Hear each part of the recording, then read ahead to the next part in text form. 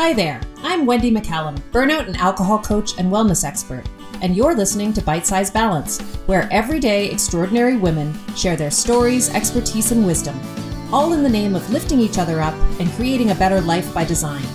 Whether it's wellness, career, relationships, food, alcohol, mindfulness, hormones, or parenting, we talk about all things women's balance. If your life looks great on paper, but it still feels like something's missing, you're in the right place. Welcome to Bite Size Balance.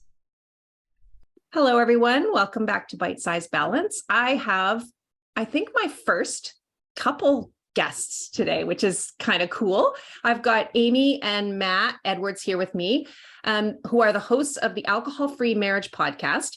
And Amy is also a certified coach who helps women get out of the shame and blame cycle when it comes to their relationship with alcohol. And Matt has he's got his own side gig. Matt's a commercial photographer and videographer, and they're joining me today to share their story of quitting drinking as a couple and also starting the podcast and sort of the ups and downs and some of the joyful surprises of leaving alcohol behind together. So welcome, Amy and Matt. Thank you. This is awesome. Yeah, it's so fun to have you both here. Because they're podcast hosts, they've got like the perfect little setup there. So they're coming to me on Zoom, but they've got their own headphones, their own microphones. It's very professional looking for those of you who are not watching the YouTube version of the podcast.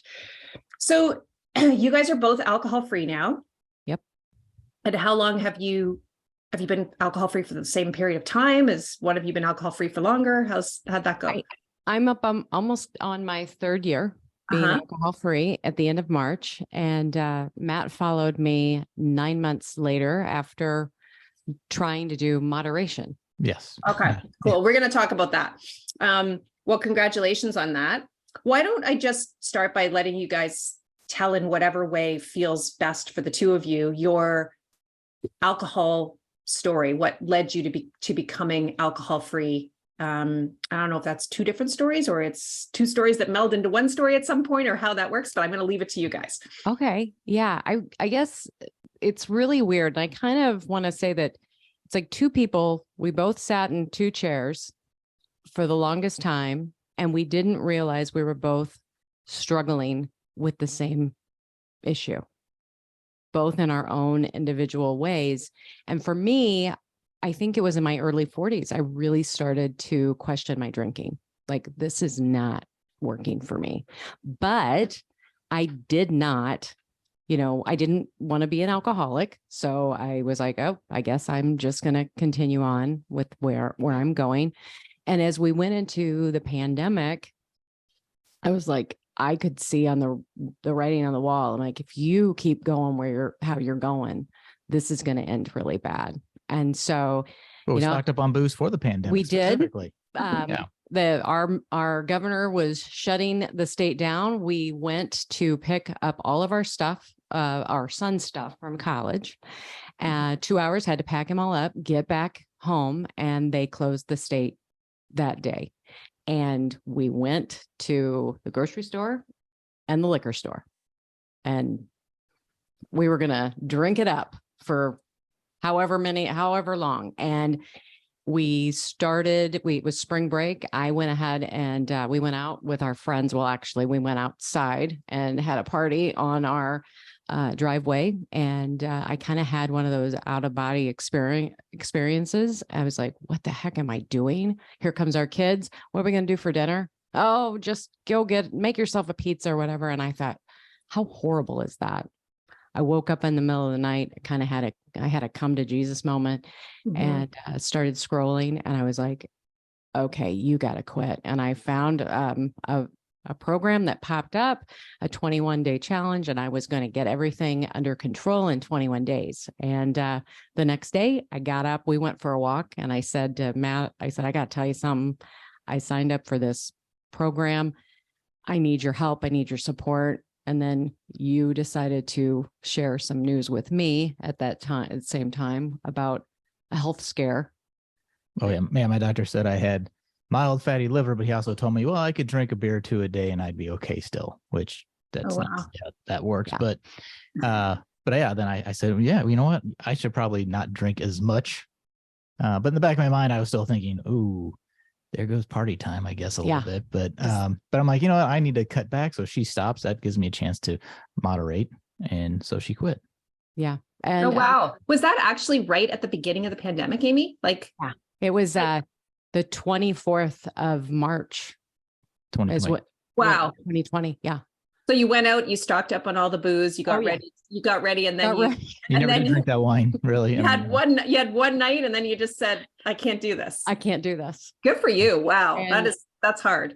it was really hard. Especially with it all in the refrigerator. Right. But you know, but you never intended to quit. I never, oh no, I wasn't going to quit. I was going to get it all under control. I was going to get this under control and drink normal. That was the plan. And I was introduced to This Naked Mind, the book, and I devoured it. I tried to do what Annie Grace had said, you know, don't read it all in one night. And I started reading it, finished that 21-day challenge, and then went right into the alcohol experiment on my own, and then started to feed you all the information like, hey, you need to read this. I want you to at least be aware. Meanwhile, he's listening. Which is something you've done our entire marriage. Yes. Let's be clear. Yes. Yes. Like, there's always been certain information, whether you should eat, you know, here's kale. Kale's good for you, or what, you know, fill in the blank, right? So it was nothing new. It was just a new topic. Yeah. Right. And you were great about it. Yeah. You read. But I was trying to moderate, so it was good information. You're sitting, I told him, I said, oh, there's this another great podcast. And you're like, oh, I've been listening to that for about 3 months. And I'm like, oh, so there were things that we were doing together, but separately. That's so interesting. Yeah. And wow. Yeah, really crazy. So, so I started and I just kept going through, and I kept making these small challenges to myself. Okay, let's go 30 days. Let's go 60. Let's do 100. Let's do my birthday, which was huge. 3 months in, going on a vacation with our family, who were our essentially drinking buddies, going on a vacation. And I just kept going. I'm like, I'm going to try a year. But I never said it I never said that I was quitting forever. I still don't. Right. Yeah. And yeah. And then I kind of had, I guess it was on New Year's Eve, I had a little bit of a meltdown. I thought I was going to drink, and was in the garage with my 9-month-old box of wine. I did not drink. I poured it. I, went through it, and I was like, you know what are you doing? And then what was funny is then I think it was the next day or somewhere in there, you and I were, or I was scrolling, and this Naked Mind head coach at the time, he popped up, and I just kind of made sure that the volume was up. Matt heard it. Matt was like, wait a minute. He goes, I thought this was all women. Right. I'm like, no. And so you signed up on the spot and started January 2021. Yeah. You started the alcohol experiment, and we just kind of kept going. So Matt, had you been trying to moderate during that first 9 months that Amy was alcohol free, or were you just like reading and learning and listening and not consciously trying to change your habits with alcohol? I was pretty much brute force trying to moderate. Yeah. I mean, I was, and other than that first month, like I listened to things here and there, but like I've never been a heavy researcher into that space anyway. Right. Mm-hmm. So for that 9 months, I just sort of said, well, moderation was like, to me, the golden ticket, right?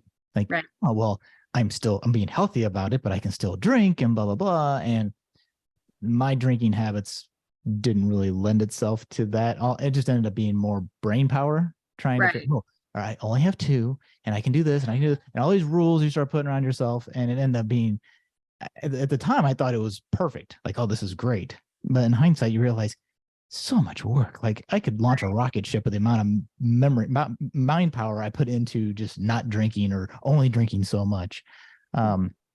So, much like Amy, when I quit, I was like, well, all right, well, I'll do a 30-day thing. And then at 30 days, I'll go back to moderation or whatever. And I don't know, 30 days became 31 days. And here I am 2+ years later. And I've had 2 drinks in that time. I've had 1 drink each Christmas with my dad, and that's it.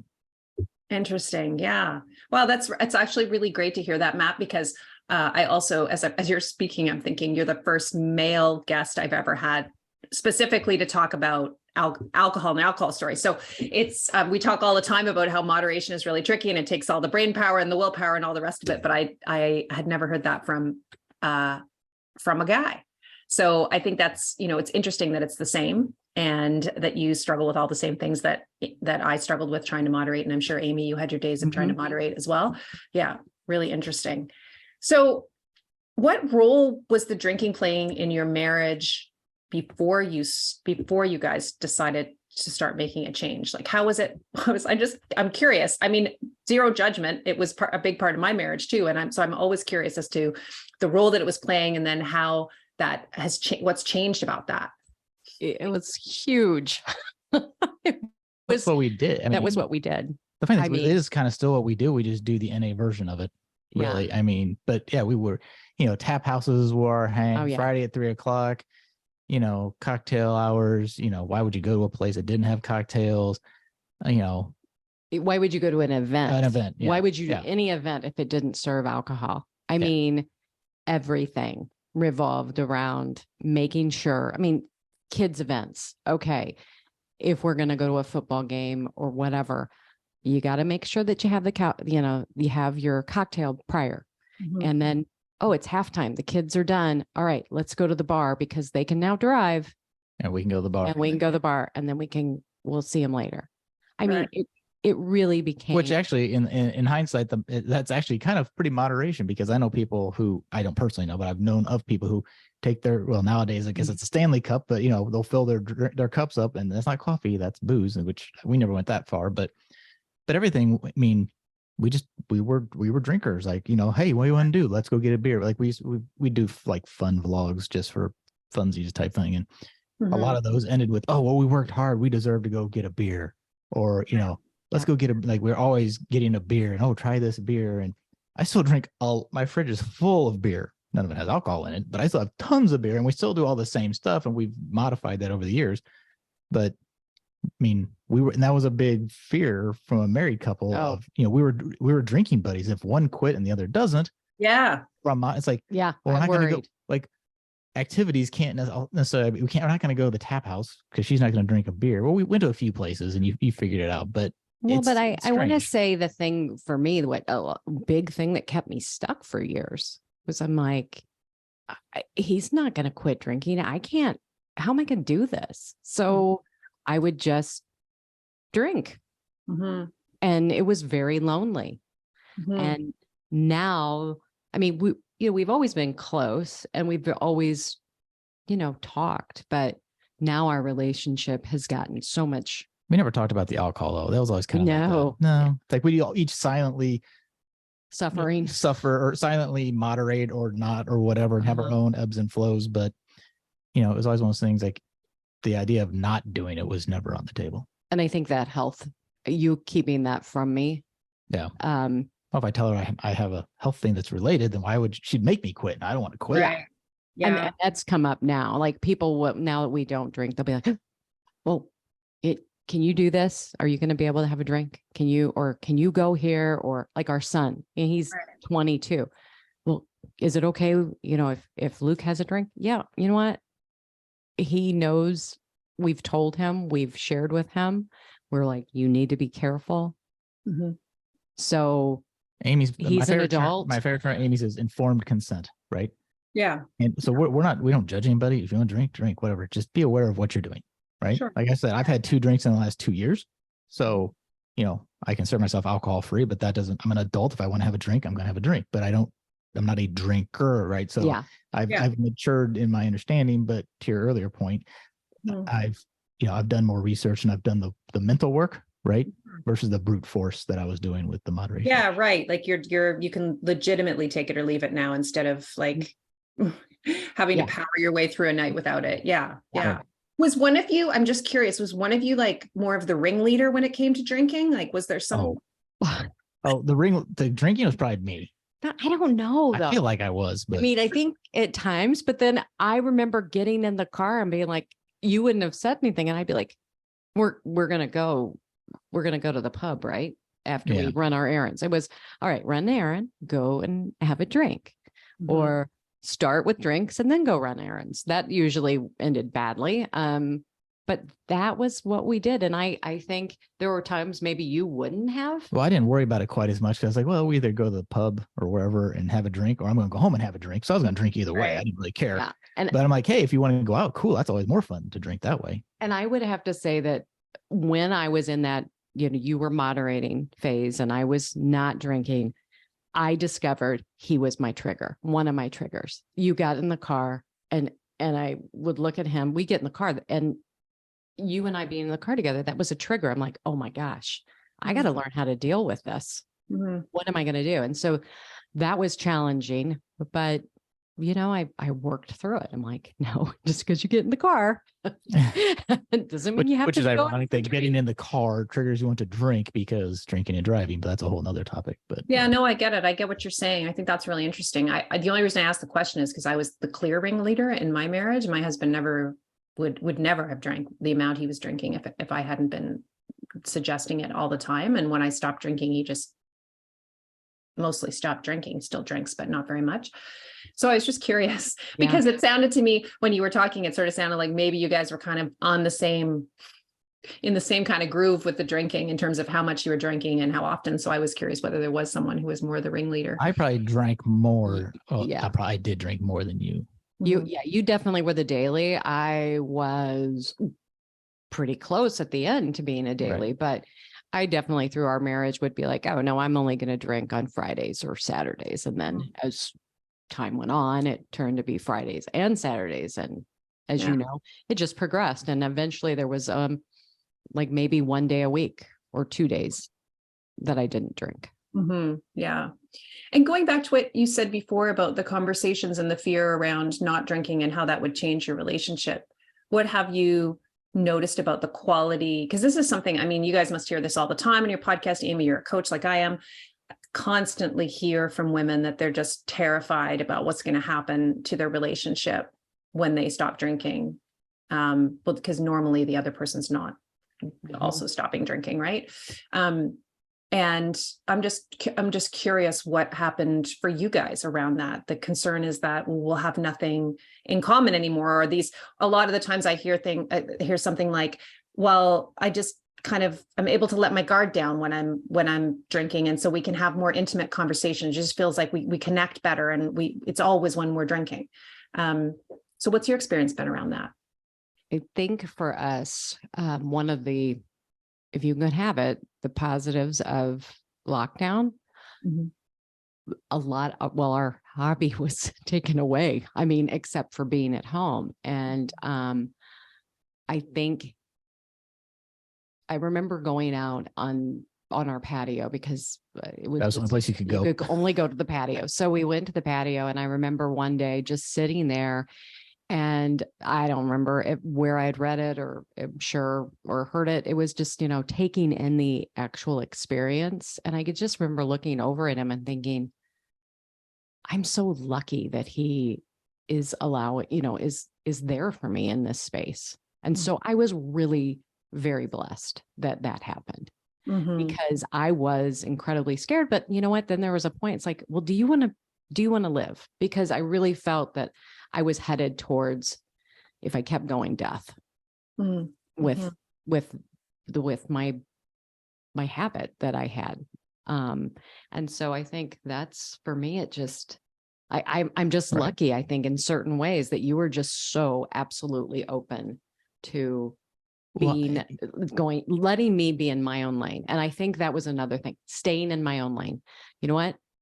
I hope to God that, he will quit, but if he doesn't, you know what? I have to do this for me. Well, probably a bit of a blessing there for you, Amy, that you actually did have those 9 months where you did it for yourself. Yes. Because presumably by the time Matt jumped on the first 30-day alcohol experiment, you were at a point where you were feeling pretty, relative, except for your New Year's Eve moment. Except for that. You were feeling pretty solid in it. And knowing that you could do that by yourself, even if Matt decided not not to leave Yeah. it behind. Yeah. And I think that this is my personal opinion. I think where the challenge can come in is if either partner doesn't feel like or address or doesn't want to address that maybe they doesn't want to examine their own alcohol intake, right? Yeah. Where Yeah. I was already at least in a space where I was like already had been pondering for a few years at least my own relationship with alcohol, right? So her doing it, I personally view it as an opportunity to have it's like one of us finally broke the pattern, right? Because it happened, well, if he's going to do it, she's going to do it. She's going to do it, he's going to, those type of things. Like, well, they're drinking, I might as well kind of thing. And it's this ping pong back and forth that you're both moderating in and out. But when she quit, I personally saw it as an opportunity to, now I have, like, if she's not quitting drinking, then I can really, I know she's not going to drink, then I can kind of, move on. And so I think that helps if both people are at least kind of evaluating. If I'd been like, no, I want to drink, I don't see anything wrong with drinking, I want to keep drinking the way I am, and you're not going to drink, I can see where that becomes a problem. Most of the couples we've interviewed, on average, the other partner may still drink, but doesn't drink. I think they may be more like your husband was, like maybe a take it or leave it. And the other person may have been the instigator kind of thing. But if the other person at least isn't willing to, address or think about their own alcohol consumption, it can be a very big challenge, I think. And I want to say, Wendy, this is my second marriage. I mean, we've been married for almost, I don't even know, 24 years this year. But my first marriage ended because my ex was on the spectrum of total alcoholism at a very young age, of age 29 or 30. And I left that because there was just no way I could continue on. And so I had those worries when I talked to Matt about this. I was like, well, you know what? I've done it before. Not that I thought that was going to happen, but yeah, I've been down that road. I was just a better functional alcoholic. Do you think one of you struggled more than the other to stay alcohol free? Like, do you have any sense of that? Was it easier for one of you than the other? I honestly think when the switch was flipped for me, it was just like, I'm done. Yeah. When I felt so good, when I woke up every day and I'm like, oh my gosh, I don't feel horrible anymore. It was like, no, I'm good. I mean, there were times we went on a trip that we went to, I don't know, some little getaway, that Galena trip we took. And I remember we took stuff for me and we went out for dinner, and thank heavens the little bar was awesome. They made me some great mocktails. They were very willing to do that. And so that was really helpful. But that was probably the only time that I really had a real difficult, like, oh man, am I going to be able to do this? But again, once you get through it, like, hey, I got through it. Right. Yeah. Yeah, for sure. I had a totally different experience. I don't know if you know this, Amy, but I had stopped drinking before the pandemic. So I went into the pandemic alcohol free. And I just remember feeling this immense relief that I was alcohol free when that pandemic started, because I just knew what that would have looked like for me if I had still been drinking. And I was actually in certification when the pandemic started with This Naked Mind. But yeah, I can, you just, so many couples found themselves in that situation with you guys unloading your, toilet paper and your booze into the garage, your stockpile. But I think your story's unusual, Amy, in that most people didn't have that come to Jesus moment until several months later. Yeah. So I think that's just, it's so interesting the way it all played out for you guys. What was the hardest part about quitting? Not having options when you go out. Yeah. Which has become my new personal, not vendetta. My new personal life goal is to expand the non-alcoholic beverage choices, especially like at events and things. But that's the biggest thing, I think. But biggest thing for me now, though, is, and I think we're working our way through it, is the challenge with having your children become adults and being able to drink and talking with them, but not preaching at them. Yeah. Tell me more about that, because that's something I'm totally into. That that was the big challenge. I mean, Luke was a freshman when the pandemic and all of that. And we had signed the lease for him. So he went back to school in the fall. To his apartment. And, just having these conversations and saying, look, this is where we're at. Because I started just like you. Right. I started drinking just like you. I've been through this. And he also, he said, he suffers from anxiety, some issues. I mean, I think that we both do. So he came from that naturally, and working with him and saying, you know what, just be real. You're throwing flames on the fire, a gasoline on the fire with anxiety. And it is very interesting because he has real health goals. He lifts weights, he's way into bodybuilding. And so he knows, but just, explaining to him and just trying to have those conversations naturally with him.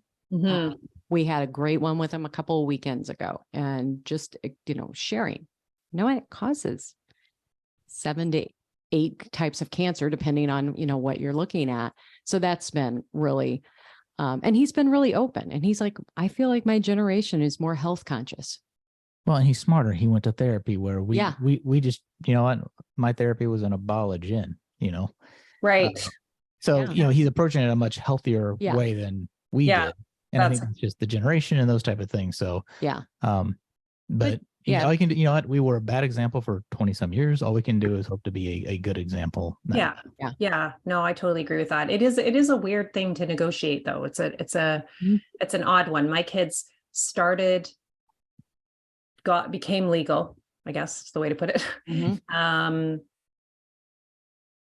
Well, one of them's only legal in one province and not legal in all provinces yet, but the other one's legal. So that happened after I was already alcohol free. So I felt like they had seen it for a few years before that, but yeah, it's a fine line. You don't want to be fear mongering and making it, turning it into this big dramatic thing and having them do it just because you say that it's not a great thing to do. And then also making sure that they have the information, like we were talking about at the beginning, they're actually making the decision with some informed consent. So yeah, I'm always walking that line, trying to figure that out. So far, I'm pretty proud of my kids, but they're making, decent decisions, and hopefully things will stay. It'll stay that way. But it's, I feel like at the end of the day, whatever ends up happening, we're in a better position as parents to support our kids in it if we are walking the talk around it. So I'm just grateful that I am not in that place that I was 5 years ago, where it did not feel very authentic. It's hard to live the line of do as I say, not as I do, right? Yeah, exactly. It's hard to have a house full of kids at the house that is not going to allow drinking over prom, and all the kids are here. Yeah, mom's on the couch upstairs having a couple of glasses of wine. Yeah, it's true. That's true. So what led to the podcast for you guys? The podcast is called the Alcohol-Free Marriage Podcast, which I think is a very cool idea for a podcast. Why did you guys decide to do that? I had started to really want to do it. The whole reason why we podcast the first round that we did it years ago is because it was a hobby. It was a hobby that we did together. We enjoyed doing it together. And so I wanted to do that again. And I really wanted to do this from this space. And so we kind of were talking about it, but I didn't want him to feel like, oh, now I'm stuck. What if I decide maybe I want to go back to drinking? Right. So we kind of talked about it for about 6 months off and on. And then I think once you hit that year mark, you were more confident. Well, I wasn't confident enough, I think, in the beginning, didn't have enough of my own knowledge and learning to feel like I could sit down on a microphone and, not that I'm a professional. Amy's the coach. I'm not a coach. I'm just, the side piece over here. But I am I am the founding member of the AV club, so I like doing tech nerd stuff. I love the podcast that we did before, and it was a fun podcast, but it was just us being us, right? It was like kind of a podcast version of vlogs nowadays, right? So it never really moved a needle. It was just for fun. And I wanted to podcast again, but I want to have something with some substance. Mm-hmm. What in my life could I even talk about? And so I have some other hobbies that I kicked around thinking about doing it. Then once we both quit, and to one of your earlier points, like so much of this space is, a lot of female-led content, whether it's a podcast or videos or books or whatever, right? And there are men, but there aren't a lot. And there certainly aren't a lot of couples doing it. Yeah. So I just saw the opportunity to say, let's talk about it from our perspective as a couple. And she can still be the lead voice being the coach, but I can bring the male perspective in of how men can still be men, quote unquote, right? And not drink beer. And that's sort of why I started the whole drink of the week segment on the podcast, because I want to show, all the beers and all the things and the way you can, I guess I'm trying to show how you can appear to be, normal. We'll use that air quote, right? But not drink alcohol. So I have all these beers and I can, you never know that I'm not, I don't drink based on my refrigerator, but there just happens to be no alcohol in it. Yeah. I think it's so great. I really do. There's nothing out there. Like it's a constant for me. I constantly get, Amy knows this, I constantly get coaching applications from men, and I don't really coach men. My niche is women in midlife. And so, I'm always trying to find somebody.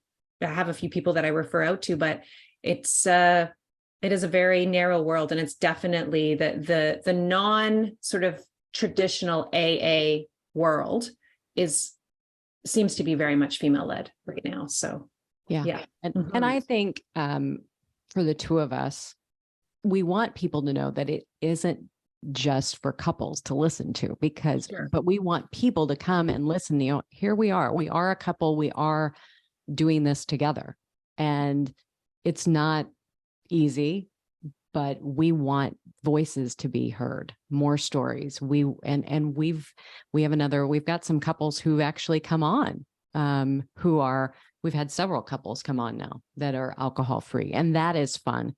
Mm-hmm. But or some that are one does and one doesn't. Yeah. And that's kind of the point to kind of share, like, you don't have to both not drink to listen to the content. Like, the struggle is real, whether one does, you both don't, it's a marriage, right? Marriages work regardless of, throwing this additive on top of it. So, but maybe it's less work if you don't drink. I don't know.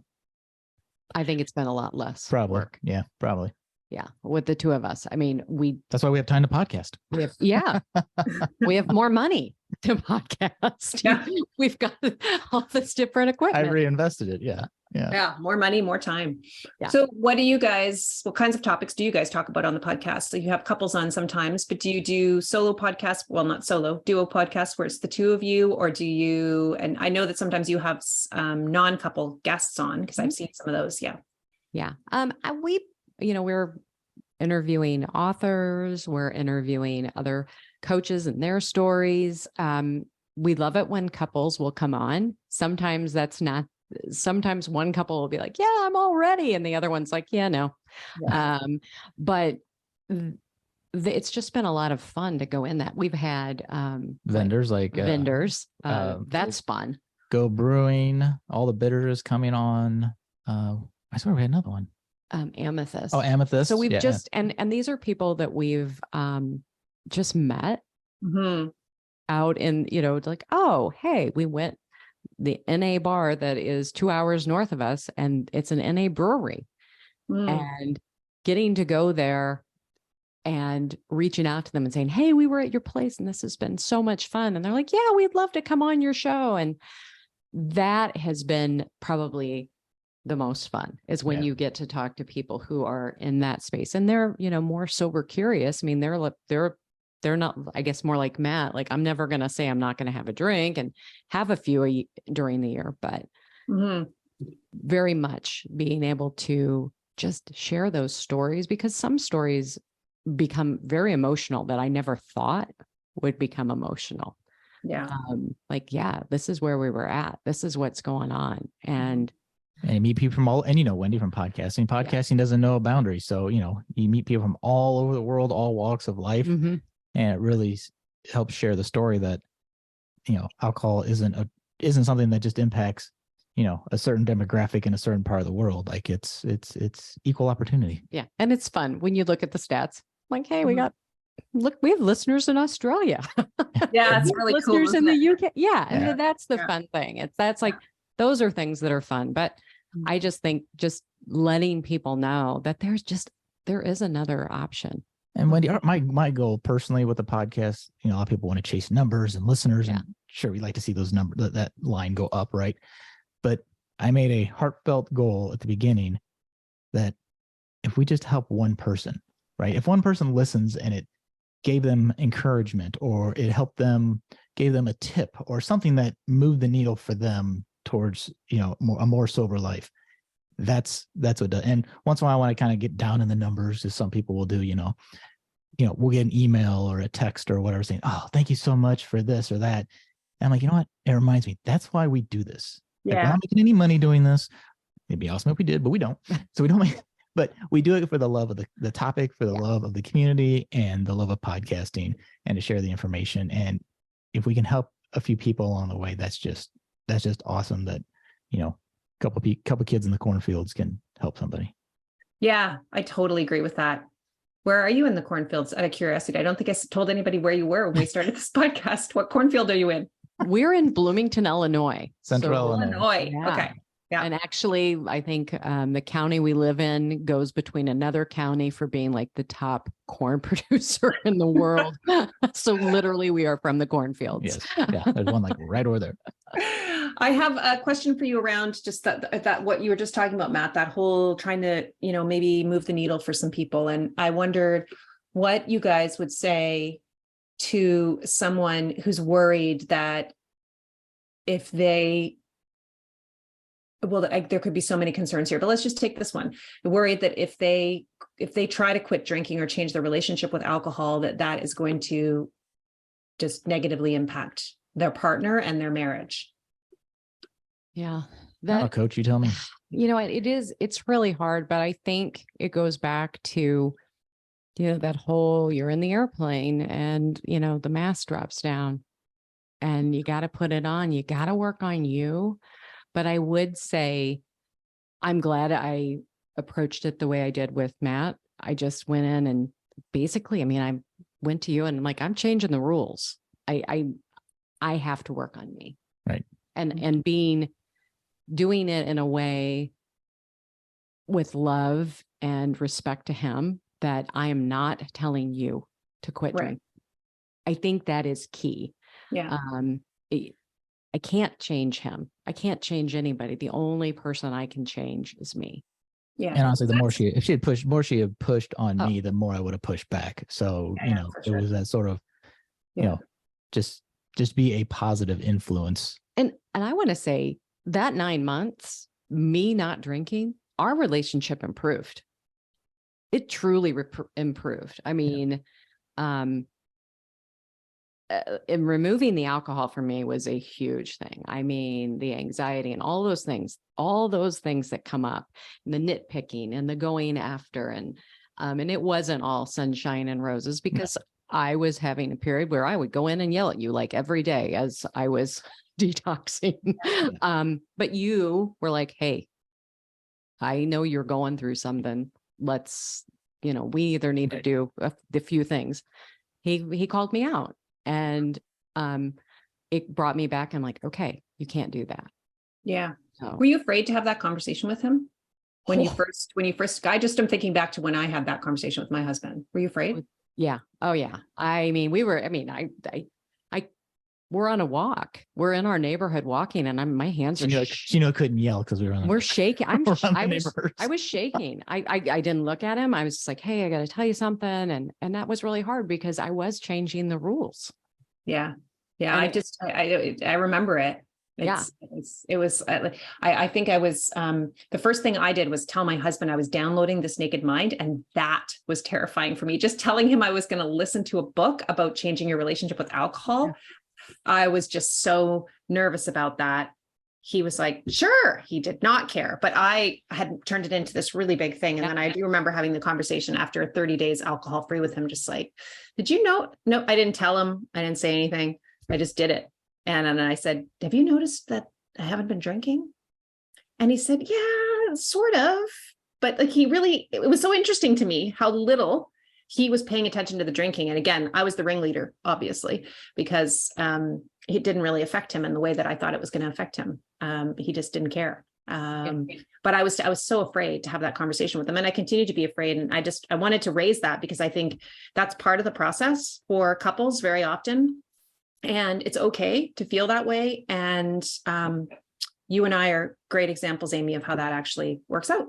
Yeah. The funniest comment I get, Wendy, is because as I mentioned, I've had a couple drinks, and my dad would be like, well, don't tell Amy, or sir, it's not other people like, well, what if, when I had this little, basically like a licking the bottom of a glass to try this tequila, one time. Well, don't tell Amy. Will Amy be mad? Everybody's like, is Amy going to get angry at you? Amy doesn't make me not drink, right? Like, first off, I feel like, wow, I must wield this enormous power. Or that I quit because Amy, we're doing it together, but at the same time, we're each on our own journey, right? And that's what we talk about in the podcast. Everybody's got their own journey, and what worked for me might not work for her, and vice versa. At the same time, she's like, I don't care if you're on drink. You know what you're doing to yourself. If you want to, kick your liver back into trouble, fine, go. I guess that's your prerogative. Just dial. What do you say? Keep your life insurance paid up. Yeah.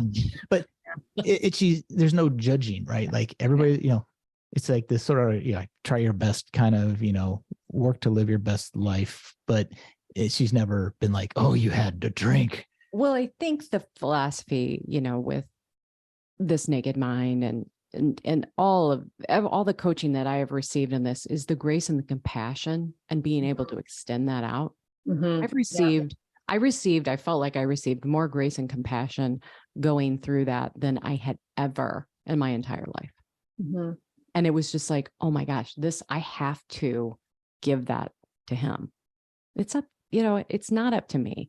Yeah. And I think because I did it in such a way like that, even though I was scared and terrified that, my second marriage might end over this, it turned out well. I mean, even if you would have kept drinking, I felt like I was in such a better place that it was like, okay, fine. And as scared as she was to tell me that she wanted to quit drinking, when she did tell me, it was actually a relief to me, because I saw a window of opportunity to maybe eventually break my own cycle. Right. Yeah. So yeah, it's like, oh, well, if she's finally going to do that, then maybe I have a chance to. So I don't know how many people take it as well as, us, but, Yeah, I think the same thing happened in my house. I think it was probably a relief for my husband too. We had conversations together about the fact that we were drinking too much and this was becoming too regular and all of that. And we would, regularly have the conversation about, well, let's just maybe not drink for a couple weeks, which would never happen, but we would have those conversations. So yeah, that's interesting. What would you say, Matt, to someone who's concerned that their male partner is drinking too much? So maybe they're not concerned about their drinking. Maybe they don't even drink, but they're concerned that their partner is drinking too much. What would you say? I don't know. I'd almost turn that back to Amy, because she's the one with all of our little sneak attacks. But I think it is sort of that lead by example, right? Bringing in other alternatives, like, hey, what if we also did? What if like the NA drinks? Like, hey, what about this beer? Why don't we try this? Or I don't know what the. It's that old, you can lead a fish. You can lead a horse to water, but you can't make them drink, kind of thing. Yeah. So I think it's just, a little bit of good information on an ongoing basis, lead by example. And I think if you have a concern, right, like state it maybe, but you can't get into this, in my opinion. If she had sat there and hammered on me about not drinking, I would have pushed the other direction. And I think it's also when you have that conversation. If you're having a conversation with somebody who is, 2 or 3 in the evening, that's not the time to have a conversation. Right. It's so I would definitely, say, you need to have it and always extend out that love to the other person, and really start to investigate and read and learn. I think when we learn what alcohol actually does to us, and leading by example, like Matt said, I think that for me, like I've seen that in so many people, like when we're coaching people, like who have cut back or they've quit, and all of a sudden they're like, hey, you're not going to believe this. They've said they're going to do dry January with me. Right. Yeah, I mean, me it kind of happens. And also in just, not even that husband, wife, but even in that, I've known people who have been in their 70s who have quit drinking, and all of a sudden their 50-year-old daughter's like, oh, hey, I'm cutting back. So our example is always there. Yeah, I totally see that. My mom and my sister both stopped drinking as much as they had been drinking as well when I stopped. So I saw that happen in other parts of my family as well. But sometimes it's challenging with family. Did you guys find that it was challenging with your family at times? Yes. Yes. Yes. That definitely was a challenge, especially, again, you change the rules when you're and that's drinker. What we did. Like, and we did, everybody and brings we their drinks and we drink and we hang out. And so we've probably gone above and beyond saying, you know what, we don't care. Bring your drinks. It's fine. They bring their alcohol to us, to our house, and we get together and we bring our non-alcohol to them. And right. And doing that. And then, but being the ringleaders that we were, like my sister's family will come and stay with us. And like, that was when they would drink. Like they didn't drink. They were probably the most bummed because like they don't drink at all. And so like that was like their excuse, like, oh, we go drink with Matt and Amy. That's what we do with Matt. That's when we do drink, is when we're with them. Like, oh, well, like once a year. Yeah. And I'm like, oh, well, now we can't drink it. I'm like, so we've had to do some educating with them as well, like why we did. And now they're like, wow, oh, I didn't know that. I mean, this is what was going on in our lives. So that's why we don't drink now. And we're still fun. Yeah. Yeah. I think everyone goes through that to some degree with family or friends. I think when we were talking about, like, I loved your answer, Matt, around what would you say to somebody whose male partner was, maybe they were concerned about their drinking. And I was thinking, the piece that's really cool now that wasn't there like 5 years ago when I stopped drinking is that there are actually resources out there for men. So there are programs like 1 Year No Beer. There's, you guys have this podcast. There are other podcasts with male hosts that deal with addiction and drinking. And of course, as you were saying, This Naked Mind is lots of male coaches and lots of male participants in their programs and so many other places. So I think this has really started to expand a lot for men. It's still, I think, female dominated, but there's lots of change happening out there. So I just wanted to put that into the conversation if anyone's listening and they're looking for some resources to direct their partner towards or to listen to themselves. Absolutely. Yeah. So what's your favorite part about hosting the podcast? I should say, what's the favorite part about having a hot tub? I'm like, I really want a hot tub. Just don't let me get one. Just showing up and talking and not having to do a production. No production. I love that. No, I think continuing, I think this is something that we love to do together. And it's a weekly date. It's our time to connect. It's our time, like, okay, hey, I'm thinking about this. Like, we had an idea for a podcast yesterday. Well, I couldn't get the book that I wanted. So I'm like, okay, that's going to be in a couple of weeks or whatever. But, picking up those real life things that are coming up, like you're talking about, you're going on a business trip, okay, how am I going to do this? Giving out those tips for people.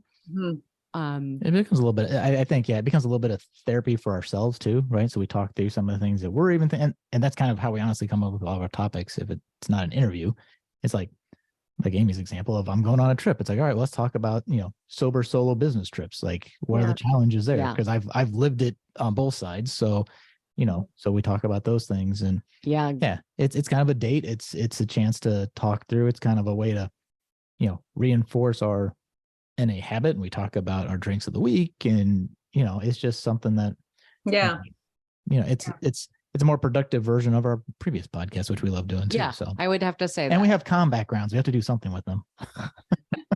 Degrees got to do something.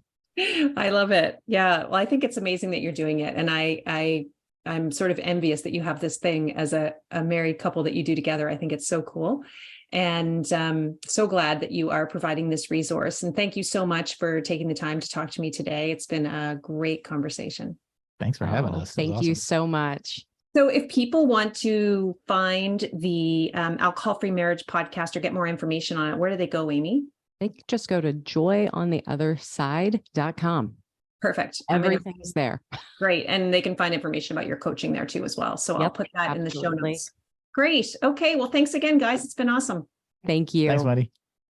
You've been listening to Bite Size Balance with your host, Wendy McCallum. As a certified Naked Mind coach, I help busy women like you find freedom from alcohol. If you're starting to question your relationship with alcohol, you'll want to listen to my free 3-part video series where I address the top 3 myths around why you think you need to drink. Sign up now at www.wendymccallum.com/myths. That's www.wendymccallum.com/myths.